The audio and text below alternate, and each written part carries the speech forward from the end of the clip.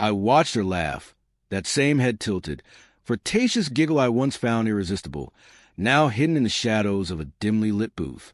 With half a glass of whiskey in my hand, I realized it was all just an act, not a single bit of it genuine.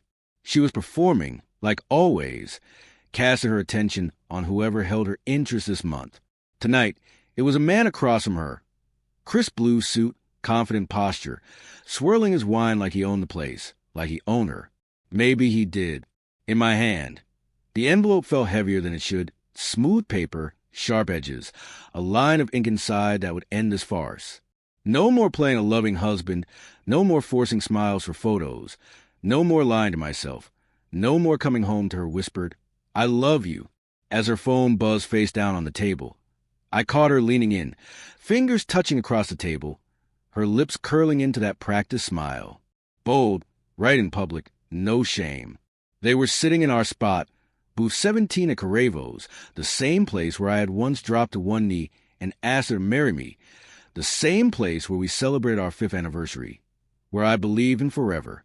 Now she sat there with him, laughing, twirling her glass like the lead in a bad soap opera. I didn't flinch when the waitress passed by. "Excuse me," I said, slipping the envelope into her hand. "Could you deliver this to the little woman in the red dress, booth 17? She took it without a second glance, just like Rachel had taken my heart all those years ago, casually, without a hint of hesitation. I leaned back, letting the scene play out. Rachel's smile froze a moment. The letter landed on her table. Her fingers hesitated, her eyes darting around the room, searching, sensing me. She opened it, her polished nails catching the paper edge. The first 3 words, "petition for divorce," must have hit like a hammer.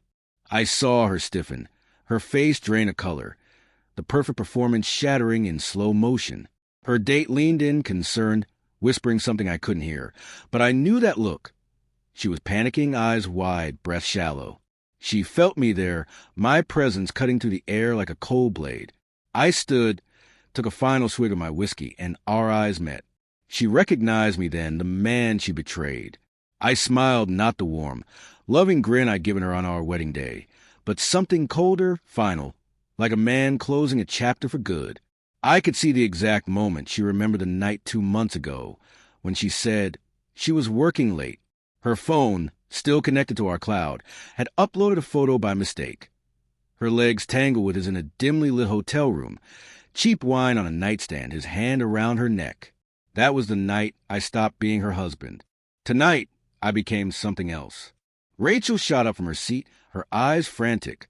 "Jason," she hissed, her voice low but sharp, cutting through the ambient restaurant noise.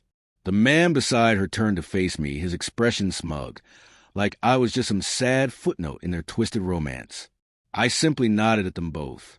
"Enjoy your evening," I said, my voice calm, almost amused. "Drinks are on you. Consider it a celebration." I walked out, not bothering to look back. I wanted them to burn, to feel every bit of betrayal they had crafted behind my back. Outside, the night air hit me, cold, sharp, clean. I lit a cigarette, the first one in years, feeling the old habit crackle back to life. Funny how betrayal can resurrect the parts of you that you bury for love. My phone buzzed, a message from Rachel. "What the hell do you think you're doing?" I ignored it. Let her scream, let her beg. The divorce was real, and for the first time in years, so was my peace. The buzzing continued through the night. Calls, texts, voicemails, shifting from rage to pleading to dead silence. I didn't answer a single one. Not because I didn't want to, but because I knew if I heard her voice, even now, a part of me might still want to believe her. That part had to die tonight. I drove aimlessly, the city lights blurring through my windshield like a fading memory. I ended up at the beach we used to visit in the early days, her barefoot in the sand, pretending to be cold just so I'd pull her close. I used to think those moments were real. Now I wondered how many of them were just another act. I got home around midnight, the house dark, empty, a reflection of what my marriage had become. At 12:41 a.m., the front door slammed. I stayed on the couch, let her find me there, calm, composed, unmoved. "You're out of your ******** ing mind," she snapped, heels clicking on the tile. A public stunt. A divorce letter at dinner? Are you serious? I didn't even look at her. You and your boyfriend looked like you were having fun. Don't do this, Jason. I'm not doing anything. I replied, my voice flat, just giving you what you clearly wanted. She tossed her purse to the floor, eyes blazing. You don't even know what's going on. Oh, I know enough. I've got the photos, the timestamps, the hotel receipts, the late nights that weren't at the office. You think I'm stupid. Her face twisted, jaw clenching. It was a mistake. How many times, Rachel? 10? 20? Every Thursday and some Fridays? That's a lot of mistakes. Silence. She sank into a chair, the fight draining from her face. But then her eyes turned cold, calculating. You were never enough, Jason. Always working, always tired. You stopped looking at me like I mattered. There it was, the twist, the gaslight, the classic narcissist play. I felt the last remnants of love shrivel in my chest. You should have just told me you wanted out. I would have respected the honesty. She smirked, lips curling into a cruel line. But you wouldn't have begged. That hit like a slap. I stepped back, realizing just how deeply I had misjudged a woman I married. You're sick, I muttered, turning to the stairs. Her laughter followed me, sharp and bitter. You will regret this. Nobody will ever love you like I did. I paused on the steps, turned back. God, I hope not. I heard her crying later. Maybe it was real, maybe it wasn't. I didn't care. I had finally stopped caring, and that was the most powerful thing I'd felt in years. The next morning, her side of the closet was empty, her present erased as if she had never existed. I made my coffee black, the way I used it before I started sweetening it for her. As I sipped, my phone buzzed, a message from her mom. I'm sure this is just a misunderstanding. Talk to Rachel. You two can fix this. I didn't reply. Let them live in their delusions. I was done pretending. I had been a supporting character in my own life for too long, cast aside in a script where her desires always took the lead. That morning, I finally decided to clear out the remnants of the lie we once called a marriage. I gathered every trace of her, a collection of false memories disguised as love, perfume bottles, carefully staged wedding photos, sentimental notes she'd written more out of habit than feeling. I threw them all into a box, not to destroy, just to remove them from my world. Smashing or burning them would mean I still cared. I didn't. Around midday, my phone buzzed, an unknown number. The message read, You humiliated her. You didn't have to do that. No name, but I knew who it was. Her lover. I stared at the words for a long minute, feeling the anger rise, hot and bitter. I wanted to fire back with a brutal reply, to remind him that I had the receipts, the photos, the messages, everything needed to tear apart their carefully crafted lie. Instead, I typed just one line, tell her next time to pick someone smarter. Then I put my phone down, exhaling the last of that anger. That night, I met my brother Matt for a drink. We hadn't seen each other in a while, my life too wrapped around her chaotic orbit to make time for anything else. I told him everything over a couple of whiskeys in a dimly lit corner of the bar. He listened without interrupting, nodding occasionally. Finally, he said, I never liked her, but you looked happy and I figured it wasn't my place to say anything. I smirked, a bitter twist in my mouth. Better now than 10 years and with a couple of kids, right? He clinked his glass against mine, a silent agreement. The days after that felt lighter. I wasn't numb, just clearer. The grief wasn't for her, but for the version of myself I had lost in that marriage. The man who bent, compromised, apologized for things he hadn't done just to keep her content. That guy was gone, and I was starting to get to know the person who replaced him. When the court date finally arrived, I stood outside the courthouse in a charcoal suit I hadn't worn since a long-forgotten promotion, back when she still pretended to be proud of me. She showed up 20 minutes late, wrapped in a white blazer like she was playing the innocent victim. Her lawyer stood beside her, expression unreadable. She glanced at me with a look that could have cut glass, pure venom behind her eyes. I felt nothing. When the judge asked if we wanted mediation, I looked him straight in the eye and said, No. I made peace with my decision. I caught her rolling her eyes, whispering something to her lawyer. I didn't bother to listen. We signed. We swore. We left. Outside, she finally spoke, her voice sharp with disbelief. So that's it? You're just throwing away everything we built. I paused, met her gaze, and said, We didn't build anything. I built. You broke. Her jaw tightened, but she said nothing. I turned and walked away, her silence following me like the ghost of the life I once thought we were building. The days blurred together after that, but I wasn't drowning in regret. Old friends reached out, people I'd lost touch with. Even my mom called. She had never liked Rachel, but stayed quiet out of respect for my choices. She told me, It takes a wildfire to clear the dead wood. Maybe now you'll grow something better. I held on to that thought. I started running again, hit the gym, rediscovered my appetite for life. I slept better, laughed more. I even pulled out an old journal from college, pages once filled with dreams and plans, now ready for a new chapter. I wrote down my thoughts, raw and unfiltered, every ugly truth I had ignored for years. One line stood out. She didn't destroy me. She revealed me. Weeks later, a package arrived at my door. No sender, just my name scrolled in her familiar handwriting. I almost tossed it without opening, but curiosity got the better of me. Inside was a silver bracelet I had given her on our 3rd anniversary, something she had once claimed was her favorite. No note, no explanation, just a cold, silent end of a chapter. I laughed, genuinely this time, without the bitterness. I took the bracelet to a pawn shop, sold it without a second thought, and used the cash to buy a new pair of running shoes. I booked a solo weekend in the mountains, my first real trip alone in years. I spent the time in a small cabin, surrounded by whispering trees and crisp mountain air. I ran, hiked, wrote, and for the first time in years, I felt free. A few days after I returned, I ran into her grocery store of all places. She was with him, the guy she had left me for. She saw me first, her face freezing for a moment, eyes wide. He didn't recognize me until she whispered my name under her breath. I nodded at both of them, then walked past without another word. I didn't need anything from her anymore. Not an apology, not closure, not even a second glance. I had finally walked away from a role she had cast me in, and for the first time, I wasn't playing a part. I was just living. She followed me out of the store, her footsteps quick, catching up just as I reached the parking lot. Alone, he was with her this time. Can we talk? She asked, her voice smaller than I remembered. I paused, turned to face her.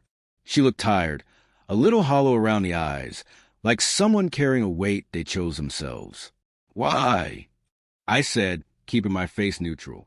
I didn't think you'd move on so fast.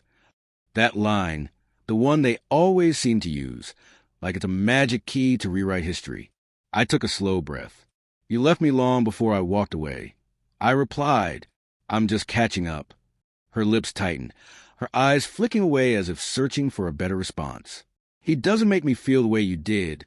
She tried again, a crack in her voice this time. I shrugged, unbothered. Then I guessed she made a mistake. She opened her mouth, eyes shining with some desperate need to regain control, but I cut her off. No, I said, my tone even unyielding. You don't get to rewrite this. You lied. You cheated. You gaslit. I gave you every chance, and you burned every single one of them. I straightened my shoulders, feeling the weight lift just a little. Go live with your choice. She didn't cry. She didn't argue. Just stood there, biting her lip, pretending like I might change my mind. But I didn't. I walked away, head high, my dinner for one in my hand. That night, it tasted like freedom.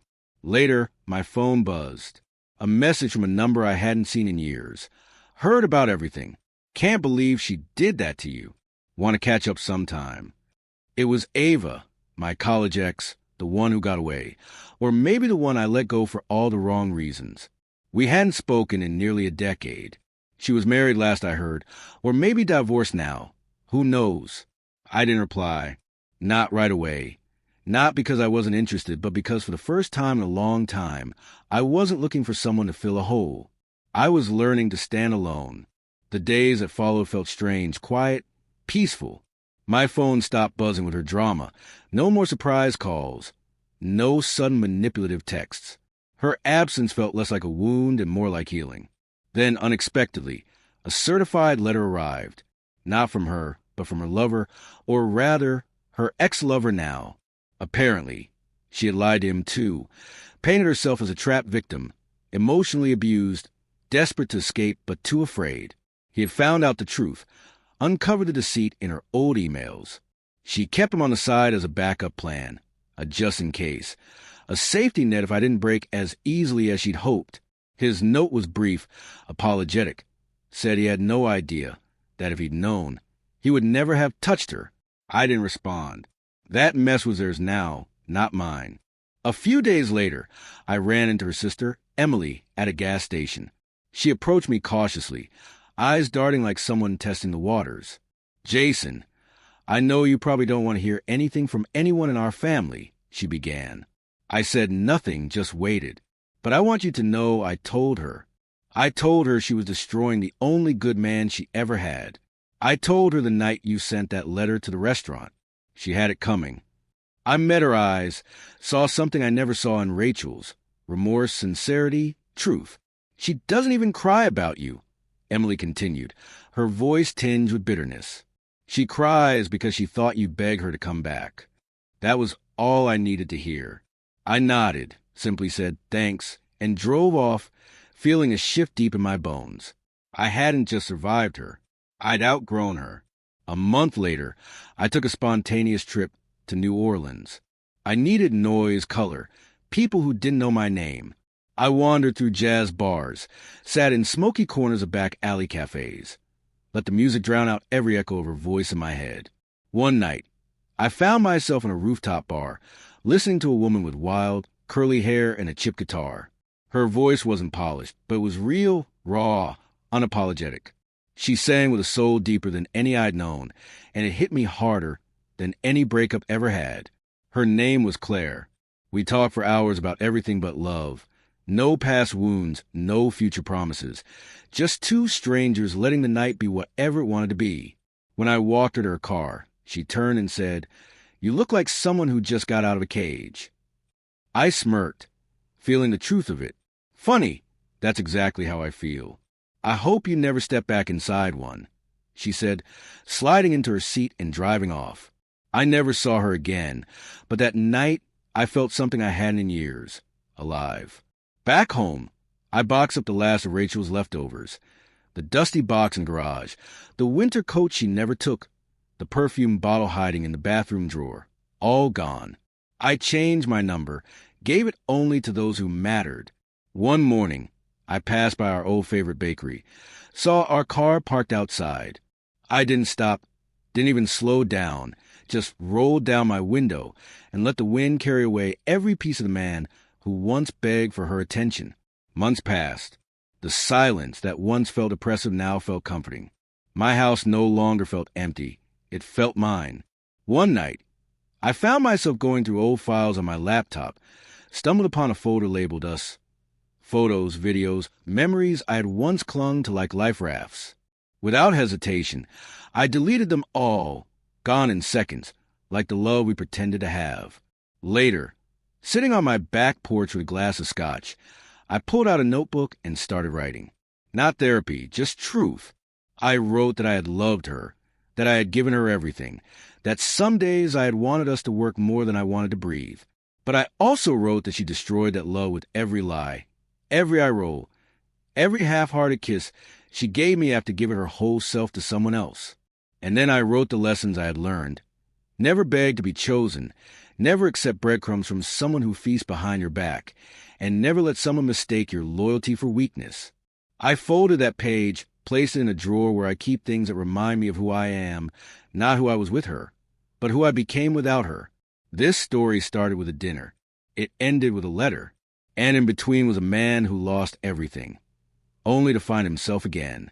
She can keep her lies, her lover, her empty victories. I have something better.